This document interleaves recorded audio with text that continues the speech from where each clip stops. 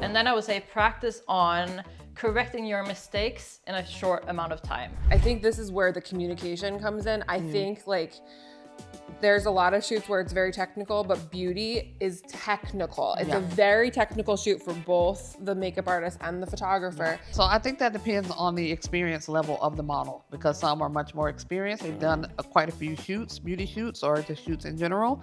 So they understand their angles. They understand how to work their face and their shoulders. But some models are newer and they need a little bit more help. Hi, and welcome back to Offset Energy Podcast. It's episode 7. Yes. And if you're listening in order of the episodes, the last 2 were like financial and like income and all that stuff.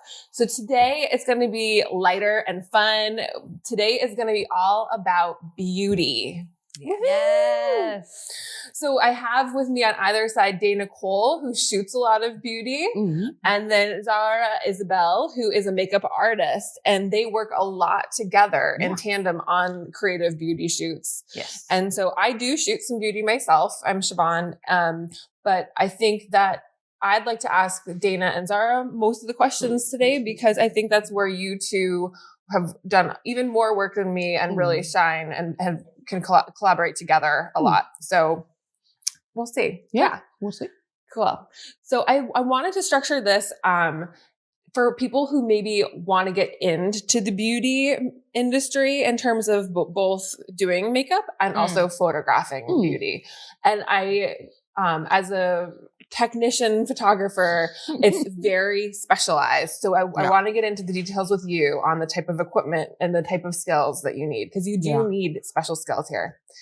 But I'd love to start with Zahra about the makeup of it all. Yeah. Because we were talking about beauty. Yes. And I would also just want to quickly preface, she's got over 7 years at least working in the retail MAC cosmetic side of it all. So you both have the retailer experience and the makeup artist experience. Yes. So is there anything you'd like immediately want to start off with talking about? Or I have 100 questions. You have the floor, babe. Okay. So for a makeup artist who's maybe just wanting to get into working with makeup brands for campaigns, for ads, for social media, what kind of skills do they need to have where it's like they're actually going to be bringing something of value to a brand? I would definitely say efficiency. You usually have to be quick and knowledgeable. Any set you're going to be on, you're not going to have enough time, like what you actually would need. So if you're not efficient, good luck. That's all I'm saying. Like in any kind of high pressure situation, like doing a runway or doing beauty, you would have to be efficient. And commercial and film and TV. Whatever you can do, try and be able to do it in half of the time, and then you'll be happy when you get 5-10 more extra minutes after that. So I think being efficient is definitely like top of the list. And I could not agree more. And I want to ask you a question about that. So 8,000% yes to this. And I wasn't even thinking of that when I asked you this question. But as the photographer is also on set with you, we know that's key is being efficient. How do you get efficient? If you're a student, maybe you have a whole day to work on a look. But when you're a makeup artist on set, you have very short amount of time. How do you get there? Is it just practice? Are there tips? Like, how do you get fast? You get really great at doing skin, first of all, because when you are really great at doing skin, you can cut down on that time so much. So get good at color correcting, get good at foundation matching, get good at understanding like blemishes and textures. So that is one thing in anything you do about makeup in general. Being good at skin will save you so much time. It will save you so much energy, and it will make all of your shoots look way better. So skin priority, full priority. And then I would say practice on correcting your mistakes in a short amount of time. So practice on like, okay, what do I do if a liner doesn't turn out the way I want to? What do I do if I get eyeshadow fallout? Practice like how to correct your mistakes And that definitely is like, that can happen like naturally over time. If you are a makeup artist that works over time, then you will end up in those situations, like regardless. But if you have like makeup artists you follow, that could be a really good time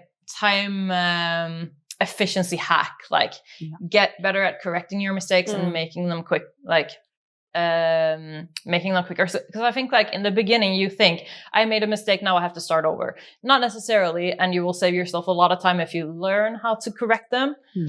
And then obviously practice will always make you better. And I think actually like timing yourself is a good way to practice, because you could probably do it more efficient, but if you don't know that you're doing it slowly, then obviously it's hard to track yourself or know how long it takes for you to do something. That's where retail really actually helps you a lot, because if you're doing retail, if you're doing retail in a way where you actually have customers that come to you for makeup, you only have 60 minutes, you only have 90 minutes. So you get very good at knowing what will take longer versus how to manage your time efficiently, because it's like, oh, you have that 60 minutes and then you have a new customer. You can't be like, no, you get 90 and you get 30. So like working in retail will be like a speed run of getting efficient.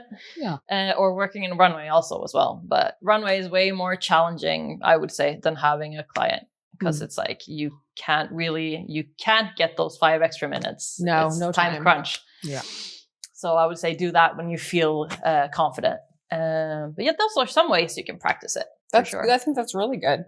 So so efficiency, 8,000% yes. What else? What other skills are makeup artists needing to bring to the table if they want to work for a makeup brand? Like I said, skin work, high priority. Knowing every skin tone. I feel like working with every skin tone, if you can't do that, then you would either have to bring somebody who can do that, but you can't be on set and not be able to do that. That's like a recipe for disaster. I think this is something we always want to emphasize on this podcast is that if you can't do every single skin tone or every hair texture or anything, like learn it. If you can't photograph every single skin texture or color or shade, learn it. And you can learn it. And you have to prioritize it. So it's not to say that I wasn't great at deep skin tones when I started. Like you have to learn it, be open, talk to people when you're doing their makeup, like double check. I still do that with some customers, every skin tone, you know? And you still will run into situations where you're like, okay, this is like a new situation. Like for some people, for example, maybe their skin tone is like completely different from their chest tone or not tone, but like tint. Some people have darker faces, for example, and lighter bodies. And like a bunch of different things you can run into that will still be like a challenge and still try and teach you something. So you will always learn. You never stop learning. You never stop growing. But I would say definitely prioritize it. There's plenty of different ways you could do that. But it is a must. Learning every skin tone, tint, and shade. Key. I feel like, and you touched on knowing how to work with different skin tones and textures and even ages of people. That gives you a better... And genders. And genders. That gives you a better... or a higher probability that you get booked and paid more versus you only been able to work with one skin tone type, gender, whatever the case may be. I feel like the more experienced you are in makeup, and then even if you throw in hair there as well, you know, you're more likely to get more jobs and you're seen as more valuable to like particular brands or companies who might want to hire you as a makeup artist. So I feel like it would be in a makeup artist's best interest 100%. To actually learn how to work with all of these different type of textures and tones and people. Definitely. It can only benefit them. I find, or at least what I'm seeing online with some makeup artists, they're a little bit nervous are scared to go out of their comfort zone of Yeah. working with fairer tones, like darker skin, or again, different genders can be a little bit intimidating. Yes. So they just kind of say, no. You know, I'm not going to take those jobs to themselves instead of actually trying to learn. And it still happens to me on set that like I'm with other makeup artists and somebody walks in with a deeper complexion and they're like, go sit with Sarah. So it is definitely like, and I think that's it. I think it's probably that they're not that confident in it, haven't really prioritized it because maybe that's not like their prime customer or clientele. So yeah, I think that, but like you said, it has a huge payoff. So, and also it's like, wouldn't you want to be that person that could cater to everybody? I think that's super important. Yeah. And I don't know why it makes me so mad actually. Cause I'm like, isn't this the bare minimum? Like, shouldn't we all be able to do this for like the different skills we bring, photo or makeup or hair or like, don't you need, I know how to use my camera. like that's a bare minimum kind of thing. For me, it's a bare minimum. Like I actually I'm angry right now thinking about people like, I just don't know how. So I'm just gonna like leave it in a ponytail or say like, it looks good as is. I've seen that. Like I've seen that on sets where it's like, you know, I think it looks great as you came in, and they've come in like off the plane in like a messy bun or something like that. It's like, can you just be honest and say, actually, I have no idea what the heck I'm doing, and I'm gonna like I hate that. I don't think that person should be on set. I'm done ranting. Sorry. I mean, no, I agree with you, and I think it's a bit. And I'm just gonna be completely honest here. I think it's lazy because. Not just makeup artists, but hairstylists and even photographers who haven't taken the time to learn how to photograph all skin tones or how to do makeup on all skin tones and people, and hairstylists who haven't taken the time to work with textured hair or I'm still learning curly this, hair. So if anybody's like an expert out there, contact me. I would love to learn more. Yeah, for sure. Because she's a makeup artist. A makeup artist, like it's covered. That makeup is covered. Yeah, the hair is an extra, so we're not like downplaying your. No. I didn't take it like that at all. Yeah.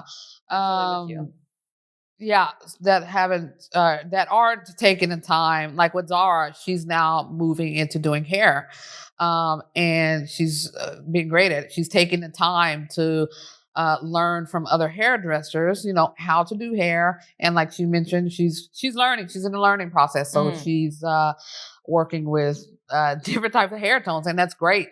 But you have seasoned pros who have been in this game a long time, either with hair or makeup, who get hired for like big brand jobs, and yet they're still telling black models to bring your own foundation, or bring your own bronzer for your color. But I have everything else, and you know that's just absolutely ridiculous. I don't think you can call yourself. You shouldn't be able to call yourself professional if you can't make everyone look good in their tone, without either brightening them or not having the right product for them, that they have to bring something. Why are you getting paid? You're doing the bare minimum, like you said, should be to understand your craft and how to make everyone look beautiful without them having to bring their own stuff. It's insane. They should add a line item. Like, I'm also the makeup artist in addition to being the model. I brought my own. I brought my own bronzer. I also feel like,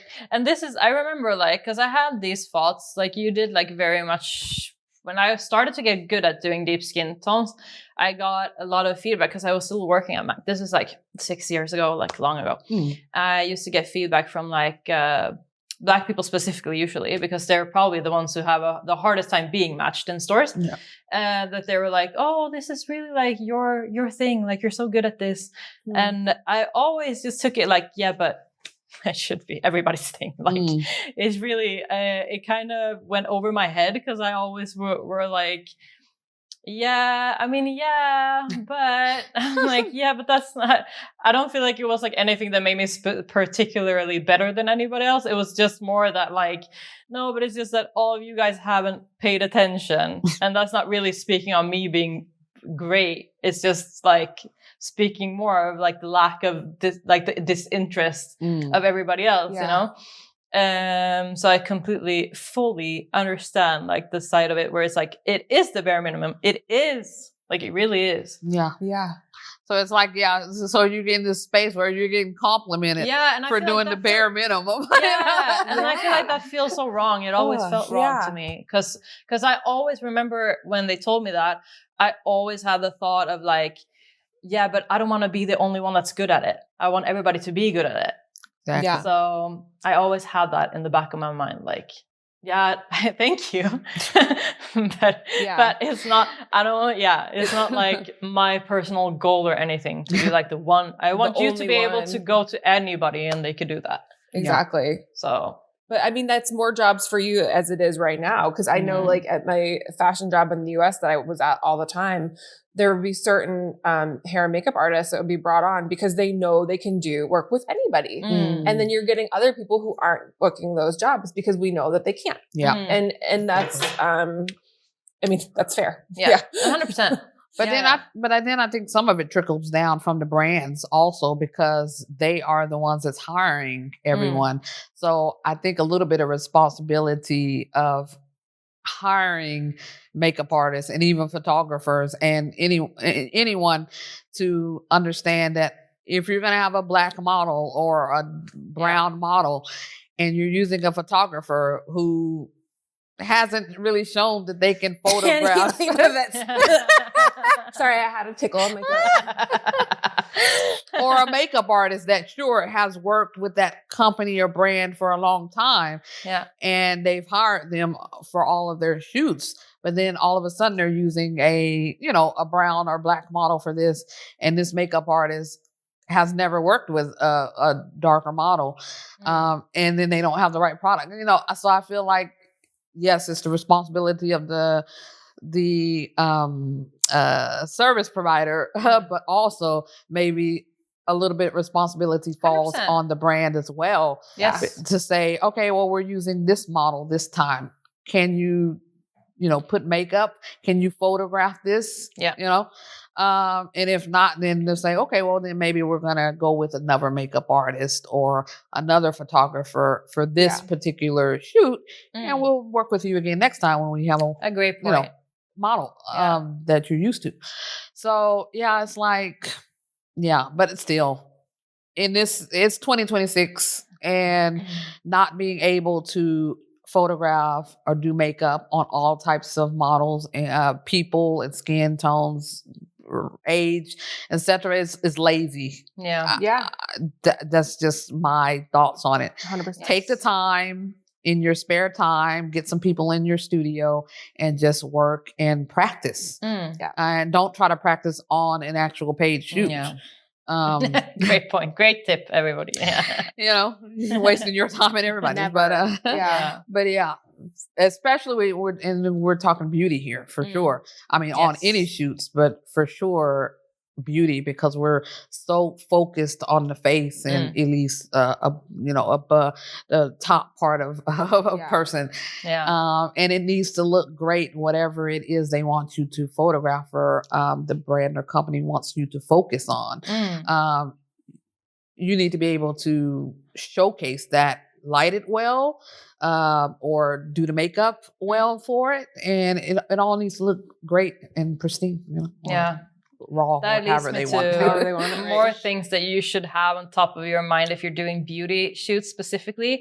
One being detail oriented. Yes. Because like you said, it's very close usually.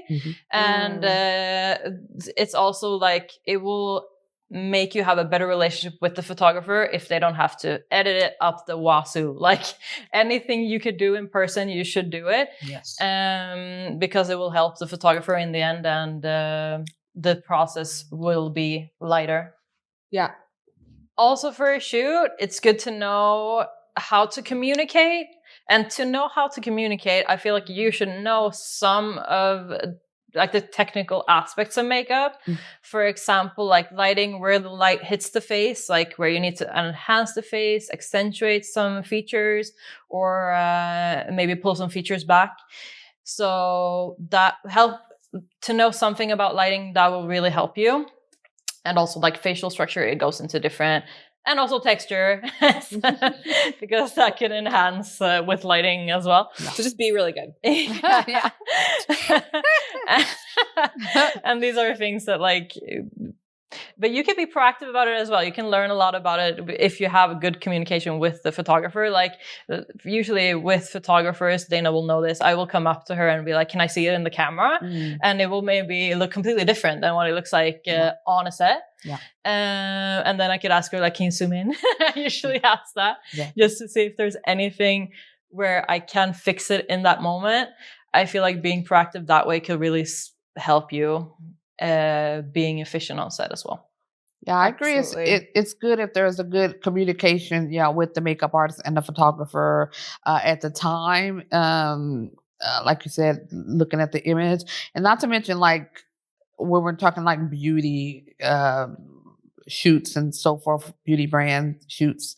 The makeup is usually put on a bit heavier than someone would regularly wear their makeup, because like you mentioned, the lighting is going to be a little bit different. Like, so when I'm doing beauty shoots, I do have particular light modifiers I like to use. The beauty dish being one. The beauty dish is great when you're doing beauty images. It gives a nice contrast look, but still kind of keeping the light a bit soft. Yeah. I'll join you there. It's the best one. It's great.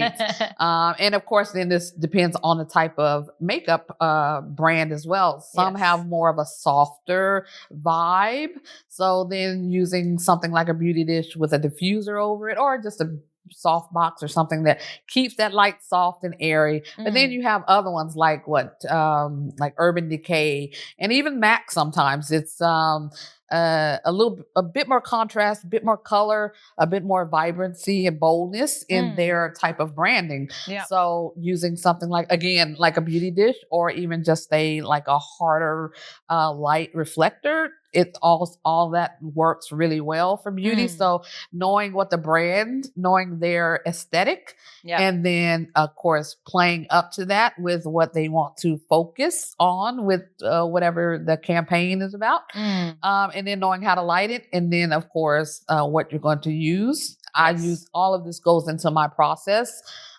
when doing this type of shoot, and then how I'm going to relay that to the makeup artist. And how we're going to work together to achieve these overall results of what the brand wants, because it's all a collaboration, paid collaboration, but it's but everything has to work together, and especially with beauty, you have the model, of course, and then we have to just accentuate what is in focus for that particular shoot, which could be many things. It could be something with the lips, or something with the eyes, and you have to just kind of play it, not play it by ear, but not play it by ear. Not for beauty, never actually. But it has to, all cohesively flow together, and everyone 100%. Needs to work together to achieve those results. So if something is, because we're doing a lot of macro work usually when you're doing beauty, so details, fine detail. If there's little bitty hairs from the lash, maybe added some lashes, little bitty hairs on the skin, you're going to see all of that in post. Yeah. And we're going to see all of that. So whatever is best to fix on the day of the shoot, while the makeup artist is there, say, hey, can we maybe tweak this a little bit? She has some little hairs here, or maybe a little smudge, Yeah. Or like one thing that is super common is getting too much hot spots on certain areas. Like that's one thing that you might not be able to see in person, but you'll definitely see it on the camera. And really quickly, just to chime in for people who don't know what that means, a hot spot is when the skin is too bright, like the light's hitting it, and maybe there's an oil sheen or some sort of a gloss or something. Anyway, something kind of wet-ish sweat, and it's like very bright. It's like a beacon on the forehead. Big flashlight. Okay. So what hot spots? Back to you. That's like a typical thing. You can see it if you zoom in on the camera, and maybe trying to do some different angles on pictures so you can see it from different angles as well. Very, very typical in any type of beauty or commercial.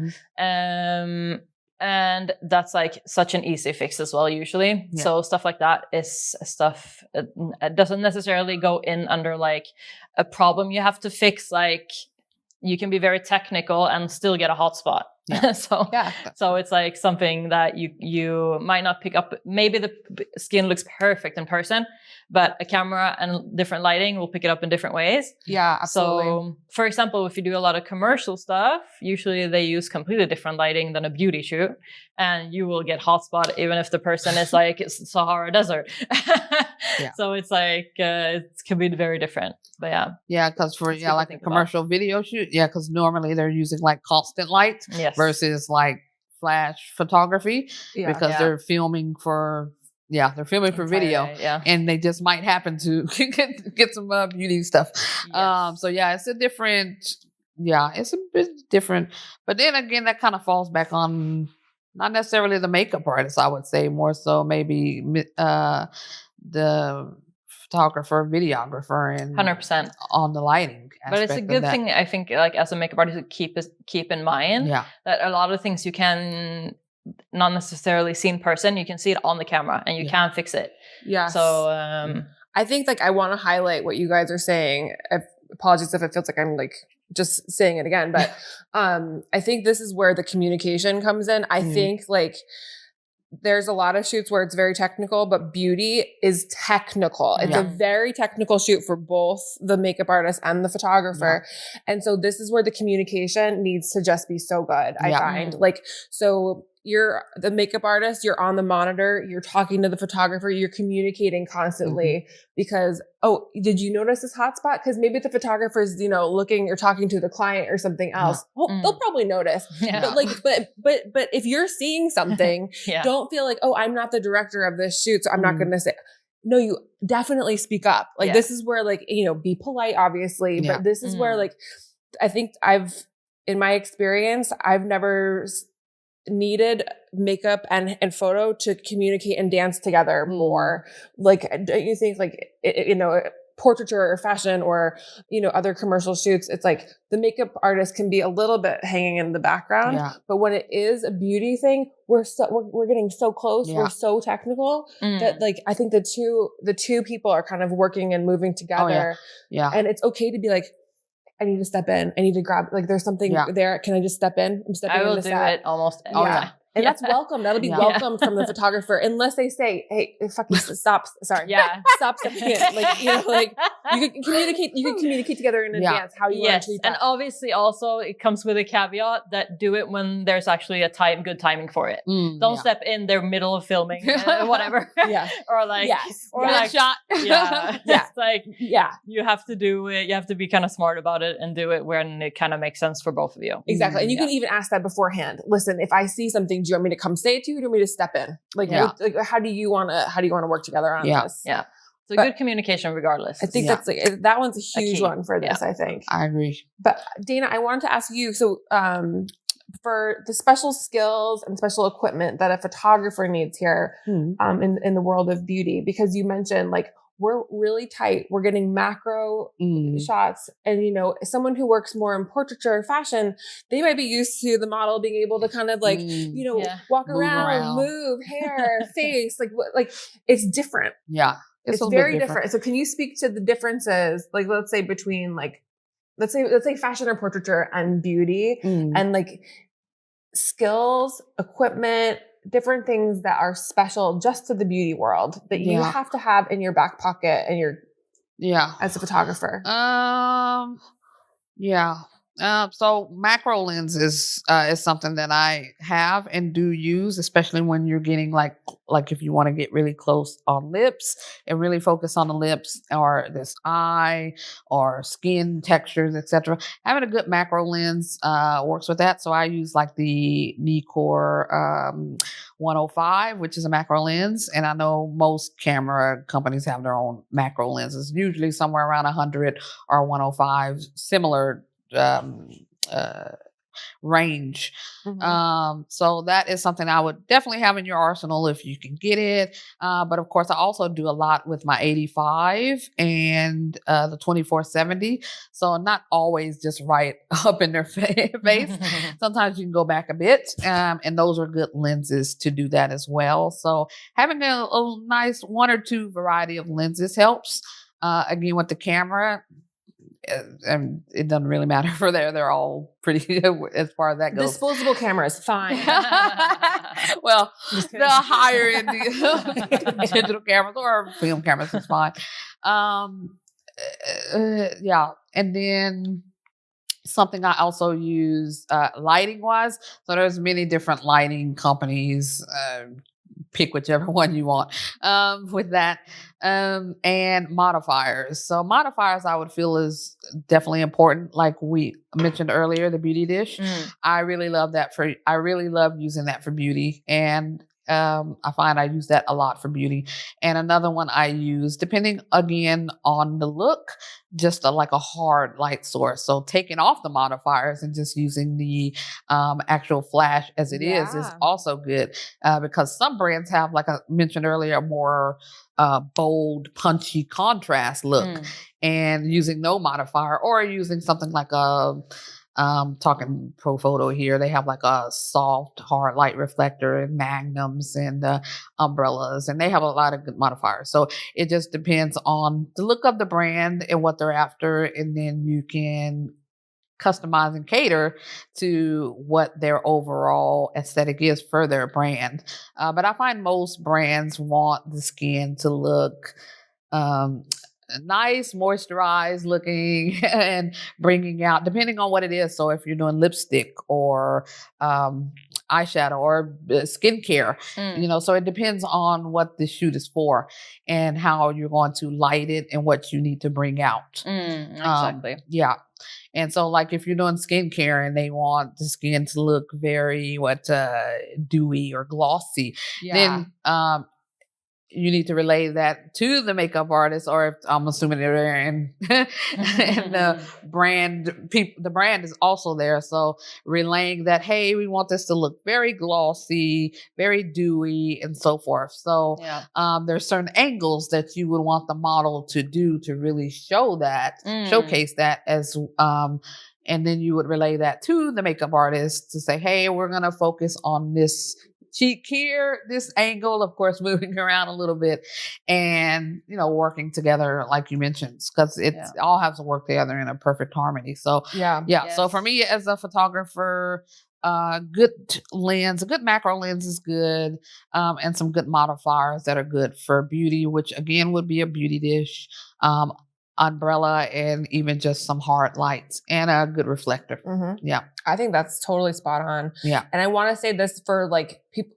I'm always thinking about the greener, newer photographers when I'm asking about questions. When I'm asking about questions, what are questions? I don't know. It's hard to say. It is hard to say. But it's a concept. But I'm often thinking about newer photographers when we're talking and like what I would have wanted to know. And you're saying like a really nice macro lens is great to have for these shoots. And I'm thinking, okay, when I was first starting out, it's like, oh gosh, and now that's another $2,000 or whatever it might be. Rent, you can rent when you're doing these photo shoots for like your portfolio and developing. You don't have to own these lenses. No. You can rent them. And I know even these days in the US, there's places that you can rent from online and they ship it to you. So it's not even like you have to have a local store. But if you do have a local store, help support the locals. Definitely always support the locals. But but don't worry if this isn't something you just, oh crap, I don't have this in my kit. Like that's okay. That's okay. This is something that you can rent and like play with. And in the modifiers too, like you don't even have to own lighting. Like you can rent the pro photos or whatever and from another photographer or a supplier.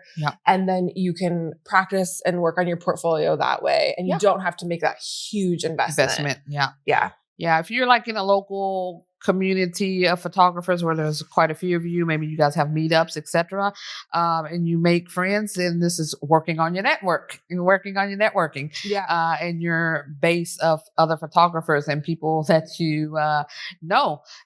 Maybe they have something that you can borrow, and they'll actually let you borrow, and it won't even charge you. And that happens. I mean, sometimes I have some photographer friends who want to borrow backdrop or something, and I'm like, sure, yeah, just come pick it up. And then, so it's a good passive income, of course, if you can, for other people, if you rent something or if you have something that you can rent to people, of course. But borrowing it is totally fine as well. If just help out your fellow photographer friend, to let them test it out, and see if it's something that they want to eventually buy when they actually have more of a need for it. Yeah, I have, even like being in the industry for a long time now, my kit is quite small. Like the stuff that I own and travel with, like, and when I have a bigger shoot that requires different gear, I'm renting too. It's not like it's just for novices. Like, I think it's like when I have a beauty shoot, I'm renting a macro. I don't own a macro. But I think if it's something you end up using constantly and you're always looking for it, maybe it makes sense to own at that point. Now, Dana, I have a question for you because of the technical aspect of beauty photography. How much are you directing the models? How closely do you feel like you need to be working with the models? Are you micromanaging them in a way because it's such a close up? Are you letting them all over how do you work with your models when you're doing beauty? Yeah, so I think that depends on the experience level of the model, because some are much more experienced. They've done quite a few shoots, beauty shoots, or just shoots in general. So they understand their angles. They understand how to work their face and their shoulders. Good point. But some models are newer and they need a little bit more help. So then at that point, I'm directing them, making them follow my hand like a snake, because I find doing that type of thing, doing this is great. And I've had models tell me all the time, "Oh, this was great." You telling me to Zahra, I've heard that before. Just mirroring you if it was like a cobra snake. So that actually is a good way to help models. What made you pick that up? Start doing that? I don't remember actually. I've done it for a long time. I think, you know what? It's going to be funny. Because I think it was, I was looking at, was it Karate Kid? Oh, wow. Oh my God. I love this already. So I think because on a part of that, when he was learning how to do karate, he was following, just following the movements of the sensei. I don't know. Sensei. And Sensei is a skincare brand. Yeah, and so I thought it was interesting, and I do this with my private clients also, not just models. So I'll have them, if I want them to do chin up, because I find if you just tell them to do chin up, they'll do this, and they'll do too high, or hand to the left. They won't. Oh, they do the same when you put your makeup on. Yeah, look up. So if you just tell them to do something, they're going to do it. They're going to overly do it. Yeah. So if you just have them slight movements and actually do it yourself, they'll just mirror you. They'll just follow you. So you're not only doing it with your hand to show them, you're also doing it with your own head. Yeah. Sometimes I'm also doing it with my hand, and then sometimes I'm just doing it with my hand. I'm just a little bit. Yeah. So they follow you're doing now. Yeah. That's right. And I'm for those of you who are just listening, I'm unconsciously following Dana's hands. She's having me move my hands. It's funny because I do the same thing when I put makeup on people. Probably both of you guys have noticed that because I have done makeup on both of you. But if I want them to look up, I will point up instead of saying look up, because when people hear look up, they do the shit. But when you point up, they look up without tilting their entire head back. Yeah. And I do the same with the corners, look down in that corner and look down in the corner at the point, or up in the corners. And that's also a good way where it's I don't even have to use my voice. Yeah. Absolutely. I just point. Yeah. And this just, I think, just comes with experience. And of course, people like us now talking about it. So have your models mirror you. And also feel like your voice can be it's like up for interpretation usually. Yeah. Because yeah. up and corner is like Up to the left. Yeah. Whereas I feel Absolutely. like with your hands is more like universal. Yeah. You don't even need to have your hearing. So it's I mean, and it's basically, just- it's like you're conducting an orchestra, but Yeah. you're Yeah. conducting the model with your hands. I love that. I mean, it's almost like the psychology of people because I think so too. a lot of people follow and not lead. And nothing wrong with that. There's nothing wrong with Yeah. following and not leading. But keeping that psychology of most people in mind, they're going to follow. yeah. And you also have that kind of, like you said, if it's like a small adjustment, it's easier to Yeah. be like, this means a little bit, Yeah. and then this means a lot. Like, Yeah. there's the levels to it in a way. Levels. Yeah. Yeah. And I don't know if it's just me. It very much might be just me. When I'm deep into the like zone of photography, my brain is hooked into some visual part of itself that is so visual, I practically lose the ability to speak. Yeah. And so if I can act as a mirror to the model or whomever, I feel like it's just easier for me and faster for me too. It's Yeah. like, do this here, but rather than like take your right hand and put it on the That's base what I'm of saying. your skull. Yeah. It's like, it's so much faster, Yeah. 100%. but easier because like I literally lose vocabulary at a certain Yeah. point because I'm so And into, you have like, to also now. mirror it. So it's Yeah. like, it's different. Yeah. Well, because I've seen both on social media being done. Some people are more like you said, put your and I find the posing differences interesting between male photographers and female photographers. I like online because a lot of people are posting their behind the scenes and so forth now. But I find the male photographers when they're posing, especially women models, they kind of tell them they verbalize it and they kind of slightly do what they want them to do, but it's like it's not really connecting with the woman model, with the woman model, and so they're having to speak to them more about what they want them to do. Versus, and this is not all male photographers. Not Some male all photographers men. are Not all men. perfectly I'm just kidding. fine with posing, and some women photographers struggle with posing or telling models how to pose. So, but I notice it's more one way than the other way, and so it's interesting to see that. Just as an observer of what other photographers do, and how they work with the models and how they pose them and so forth. So, so that's my technique of what I use, and it works very well. So if anyone wants to pick it up, it works. Yeah. I like that. And if you're just doing the audio, it might be worth just for this portion going back and watching the visual to just see what Dana's doing with her hands. Yeah. But this is totally Look not into my eyes. Look into my eyes. exactly. This isn't really related at all. But we were just talking about male photographers posing you. I like for background, I used to do a lot of stand-up comedy and acting, and I had a male photographer who was very talented take my headshots, but somehow both my ass and tits were in the headshots. And I'm like, that's fucking amazing for a headshot. somehow all the goodies are my on the boobs table. and my butt and my face. Luckily, the face was also included. Now I'm gonna have you toot it up a little bit like this. I was just thinking about that when you're talking about them posing. And my friend she's like, that's your headshot? She's like, that's like your shot of your ass. And I was like, fair point. Yeah. It's head and tits and ass shot. That's funny. I feel like a female photographer might have done it differently. Yeah. 100%. Yeah. It's interesting seeing the thought process.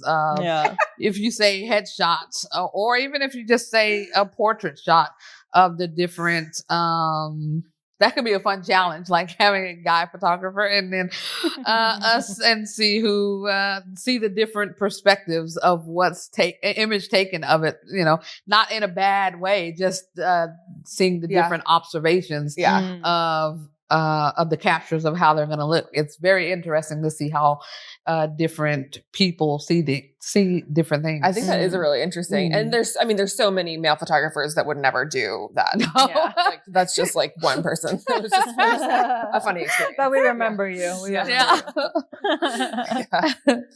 Are there any other key points that you really would like to tell someone who's like trying to get into beauty photography, whether it's with photography or with makeup, that we haven't touched upon? Not really. Just pay attention to the details. So again, since these shoots are usually much more close up on the face, bust line and up, or even closer in. Focus on the details. Make sure everything looks as clean as possible. Yes, there's something you could probably fix in post, but if you have the makeup artist there, or hairstylist, whatever the case may be, reiterate that to them there so they can fix it right there, and you don't have to spend so much time in post. Even if it's just a little bit of maybe a smudge or something, you can say, oh, I can fix it in post. Sure, you can. But we're talking this and if this is for a brand, they're going to see that also. So, and they might have wanted that fixed in camera then and there, because maybe they don't want a bunch of retouching done.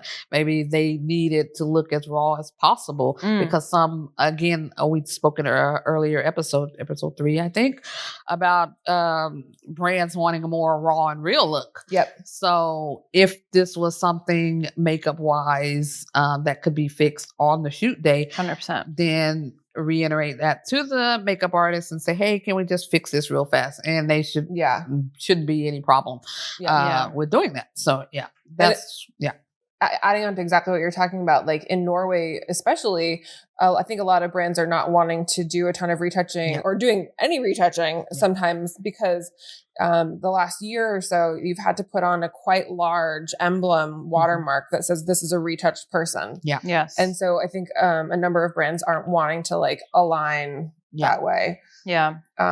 Although I will say, in my experience, and I'm assuming yours, Dana, in general, beauty requires retouching. There's like, even if you're a beautiful model with a like perfect skin, there's always just like a few things you kind of want to fix, like a little things you want to fix here and there. It doesn't have to be aggressive, but like a little cleanup. A little cleanup. Yeah. And a good like tip for new makeup artists, I think, that could really improve their skin work, which is one of the like main things you should get good at, is start with using less product than you think you need.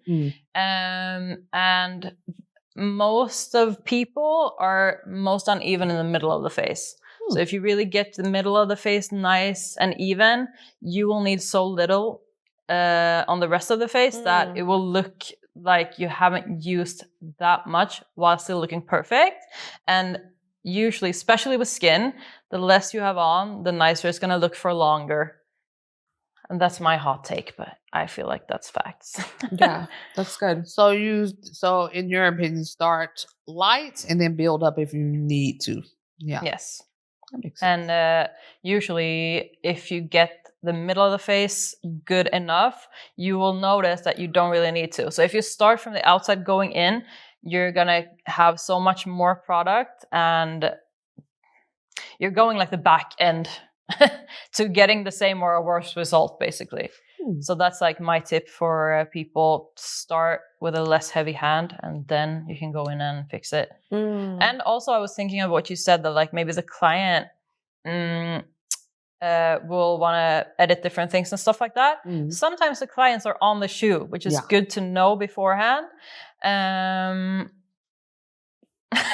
Sorry, there's a ghost that's opening doors. The client is here. The client is here. And sometimes the client will be like, "Here's the monitor," looking at the monitor.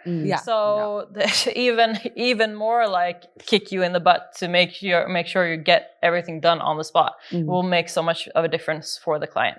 Yeah. And even if that sounds stressful, it's better to have the client there, because then you know that they're getting what they want, and it's not something like they're going to have to reshoot or hate you after the job. So but you can come to set and there's like 7 people that are the clients, and you're Yeah. like, wow. Yeah. And they all have different opinions and whatever. Yeah. But yeah, it was just more of like a PSA that can happen. Yeah. It's not just always just you and the photographer and the model. Yeah. You can come to set and there's like 7 people from that brand or whatever. Yeah. Yeah. That's something you need to get used to, and don't let it intimidate you. Just No. like, it's just part of the process, and just do your job to the best of your ability. Yeah. 100%. I think it's fun if they're actually on set, just because, again, things that need to be changed can be discussed right then and there, so they can look and be like, can we change this lighting, or can we put more light here, or take away more light? Can the makeup artist do this, do that? And it's all can be micromanaged, at least those particular things right then and there, and you can get their approval from the client right then and there. Yeah. It saves time and it saves money. Oh God, yeah, I prefer it. Yes. Every time. Yeah. And you build a relationship with the actual client, Exactly. which is good. Yeah. Yeah. The last thing I wanted to just add was, I was thinking again about the newer photographers. So beauty photography isn't something that I recommend you just launch yourself into advertising. I can do it, because you probably can't, because it's more technical than you're thinking. So you need a lot of practice. And what I was just going to ask you, but also give my tip on this, is find local beauty schools or newer beauty makeup artists. Do collaborative shoots with them. Practice. I think this is one of those ones you can't fly by the seat of your pants for beauty. You need to be competent in the field, right? So like, is there any other like ways they could get the practice? I think that the more and more collaborative shoots, whether it's with a school or an artist. No, I agree with you. Find like a makeup artist that's either, you can of course approach experienced makeup artists, but you might need to pay them, which is okay. That's but a great point. Yeah. Or you can find, like you mentioned, makeup artist schools. There's usually some in most areas. There's some here. And say, hey, I would like to do more makeup shoots and looking to build my portfolio. How about you? And generally, if they're a newer makeup artist, they want to get some fun images in their portfolio as well to showcase their work, or what they can do in a fun, exciting environment. And not only to show their work and the photographer as well, but working on a set is also good experience, because you can do makeup, you might can do great makeup, but you've never actually been on a commercial set. Ooh, that's a whole episode we can get into as well. And how to, do that there. So just working with a photographer and another stylist just on their set is already giving you that set experience. Yeah, 100%. I love that advice. Yeah. And if there's anything we didn't cover that you're wondering about, photography, makeup artistry, even models, definitely, yes. Either send us an email or make a comment, and we're more than happy to answer it in the next episodes. 100%. Before I'm going to say that a lot this episode. 100%. Yeah. 100%. We always agree. Rock on. It's important to agree. But before we wrap this one up, I wanted to introduce what I hope is a reoccurring new segment where we get to ask Zahra really quick tips, because I always have 100,000 questions for her. You do. Yes, I do. I have an obsession with quick tips from her. I'm like, can we please do questions for you? Okay, so my question today, since we're on a beauty episode and you're our beauty expert, and this had to do with a recent purchase of my own, I'm wanting to know where life imitates art. Yeah. This part of the podcast is just for me. This is just for me, and other people might. Okay, I'm gonna leave now. All right, I'm gonna head out. Okay, when it comes to makeup, where can we spend, or where can we save, and where must we spend is my question. Should I get more detailed, or do you want to take it? I feel like it kind of is, a lot of makeup is basically just texture and color. And luckily in the latest, I'd say 5-6 years, brands have been doing better at creating texture and color for multiple skin types and skin tones. So I feel like now you can actually probably save on much more things that you could 10 years ago. I feel like saving, it depends on like where your head's at. Like, do you spend like thousands on skincare? Then there's room there to save. Or are you in like a budget category and want to go even cheaper? Then that's different. But I feel like skincare, and now I'm thinking like kit-wise especially, but definitely like personal use as well. Skincare, you could go for, if you're a working makeup artist, I would suggest going for things that are catered to sensitive skin, because that way you have all of your bases covered. And definitely you should have something for like oil control, and mostly sensitive and things that gives hydration. That's like base key. And I feel like Korean beauty is a good affordable option. Ooh. Where you can get a lot of bang for your buck, like compared to very expensive skincare. I have been utilizing Korean beauty a lot like lately, and I feel like they have so many good brands and a lot of things that are catered to sensitive skin, which is a plus for working makeup artists, I feel like. I'm going to suggest that you do a short video we can put on our channels to talk about the Korean skincare, because I'd love to learn about that. Oh, they have great stuff. Which particular type of brands? Because Korean beauty, there are some Korean brands that look interesting, but I like some might not. Some are good and some are bad, and it can be difficult if you're not a makeup artist, if you're just a private person and you just want to try something that is actually real and good and won't mess up your skin or break you out. So yes, because some things are very active as well. So there's like a divide there where it's like active things you have to be a little bit more careful, and that's why I usually gear more towards like sensitive things that are made for sensitive skin, because it kind of covers most people. And you can find that in different like varies of hydration and like how deep it's the whole thing. I feel like lashes for me, like mascara, you can get away with saving on, and that usually goes down to like the brush, what kind of how much volume you'd like, or separation or length. So you can kind of look at the brushes, and then definitely the formula is a different thing, but usually most affordable brands also have different formulas. So you could have a look at that as well.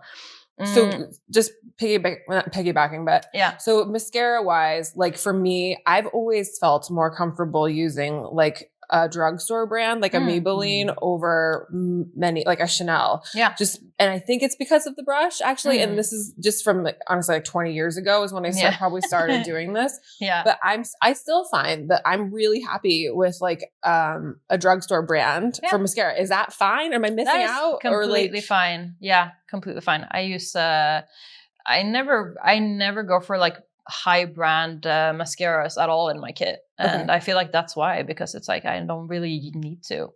I feel though, speaking of lashes are one of my more spendy items, because I feel like lashes I'm very particular about how I want them, and I feel like a lot of cheaper lashes look very plasticky, and I hate that.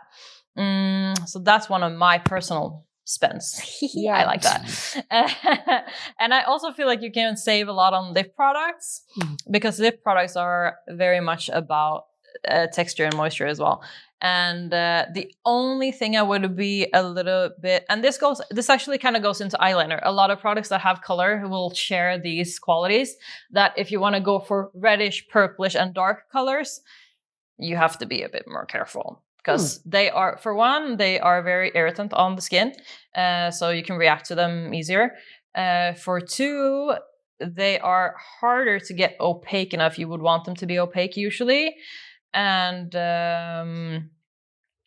they are a lot of times harder for brands to kind of get correct. So I feel like that's kind of the only, and especially if they're matte and opaque, those three are like things I would get in a higher price range. So like a good matte lipstick, for example, like a good matte red lipstick, or like a plum lipstick, or like a deep red, like burgundy lipstick, go higher with that.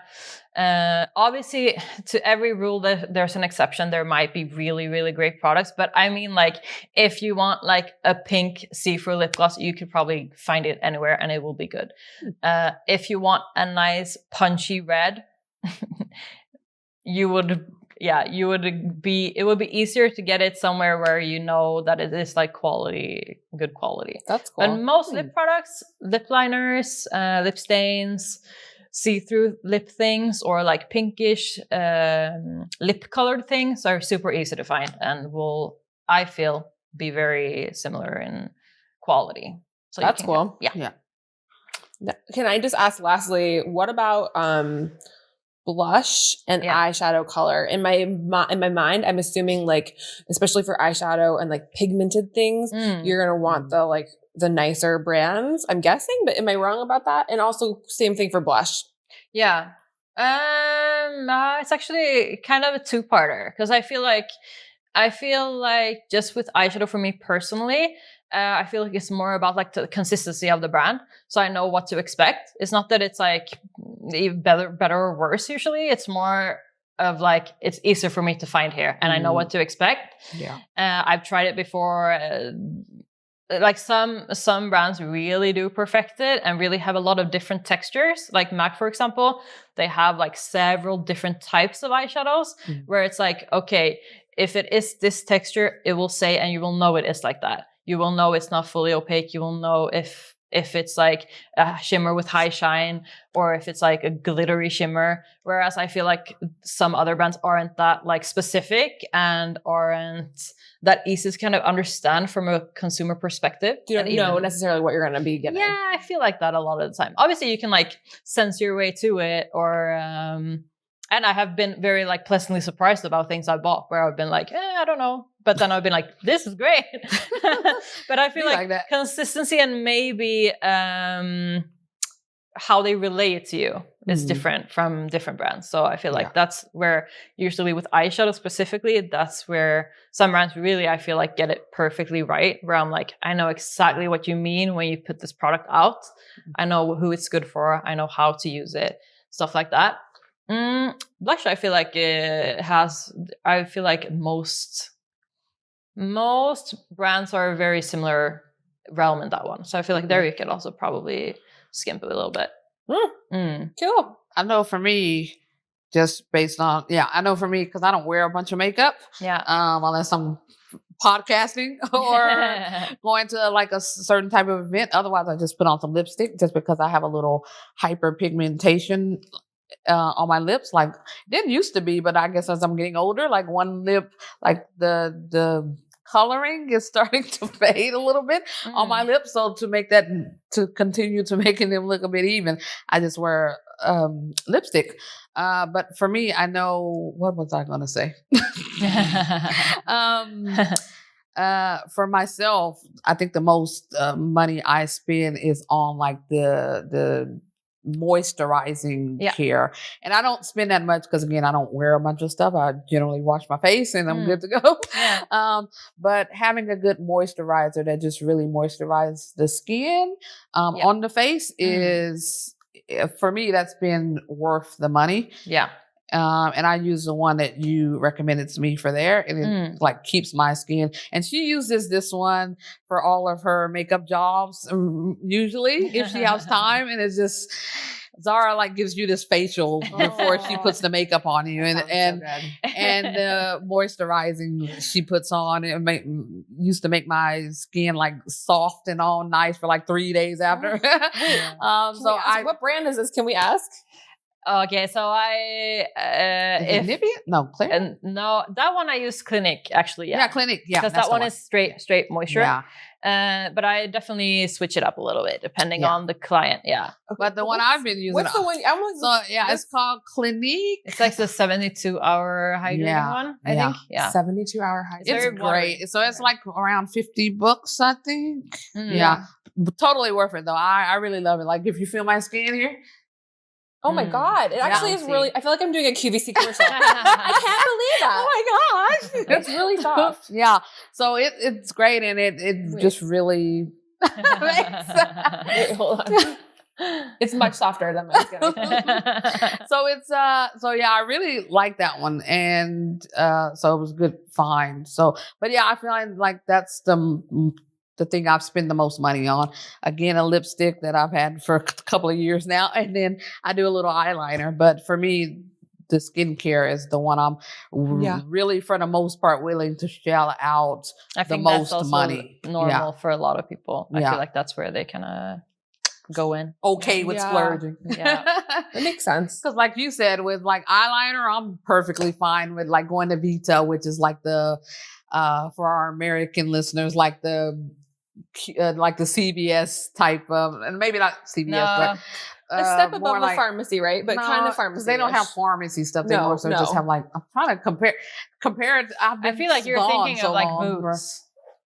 Yeah, Boots. British, right? Yeah, I said Vita. But Vita. Because Vita is like Kicks and Frederick Louisa and... but I was thinking Kicks and Vita, but I was trying to compare them to an American style store that's similar. Like a mini Sephora in a way. Yeah, like a mini Sephora, I guess. Yeah. But they have Sephora here too. Yeah. But yeah, something like that where you can just go. They have many different brands, but they also have the cheaper brands as well. So I feel like for eyeliner and some lipstick, sometimes as long as I like the color and the eyeliner is black, it's always black. So, you can get a black eyeliner pretty much anywhere. It doesn't have to be something that's like, Chanel or a Dior, because who's going to know, oh, she's wearing Dior eyeliner. Oh my God. Yeah. Unless you're just going around with your Dior stick. It depends on your needs as well. Yeah. Like, if you have very watery eyes, maybe it's worth it to spend it on like a eyeliner that's waterproof, whatever. It's like some are different. Yeah, some are different for sure. Some are worth it. Yeah. And not just for the brand, but some they do have different stuff that you might need in that time. So for sure. And even like within a brand, like one of the really cheap brands that I feel like people love for dupes and for just cheapness is Elf. Elf Cosmetics. And I have to say, like, I've loved a black winged eyeliner, like a black liquid eyeliner. I've gotten from there. I've loved. Or NYX. They have a lot of. NYX. Yeah, NYX is great for. They have a lot of cool lip stuff. I feel like too. I thought they were a little bit more expensive though, but maybe not. Not compared to like retail makeup stores. Yeah. But I just for the first time bought an Elf mascara. Could not be less pleased. Hate it so much it makes my day bad. Elf, you're in trouble. It is the clumpiest. It just comes out in a giant clump, and then I feel like I have to take like tissue paper and like undo it, or like kind of like just like get off all the stuff, and then I'm like losing product and trying to get it back in the thing. It might be a product error though.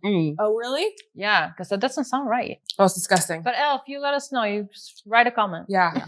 What happened to that? Give me a new one, maybe. I don't know. It's like what, $3 or something? Because it can happen. Like sometimes when they're getting shipped out to a store, somebody drops them or something. That can happen. So it can be a product error. I'm giving Elf the benefit of the doubt. But I hope it is. It was so disappointing. I was like, this is the worst. Yeah, I'm going back to Maybelline. Which is like tried and true. $2 more. Yeah. So sometimes it backfires, but at least you've tried it. Yeah. At least you tried. Yeah. Okay, well, this was so fun. I'm really glad we did a fully beauty focused episode. And again, if you have questions about this or comments or something you want us to talk about, please definitely reach out. We're really happy when we get comments and feedback. Yeah, we want y'all talking to us. Yeah. Yes. We see y'all likes, but we want y'all talking to us also. We're lonely. Yeah. And if we're begging. Yeah. We're on the floor begging. Yeah. If there's any short videos too you want to see to just like supplement what we've talked about, I think that's something that we're all open to doing too. And just, so we do plan to have some like demo type things also coming up maybe later, of course, after we'll do that as well, and we plan to have some guests on. So we have a lot in store for all of you guys, but we do appreciate you guys for tuning in, watching us, and we will see you guys next time in the next one. Yes. All right. Bye for now.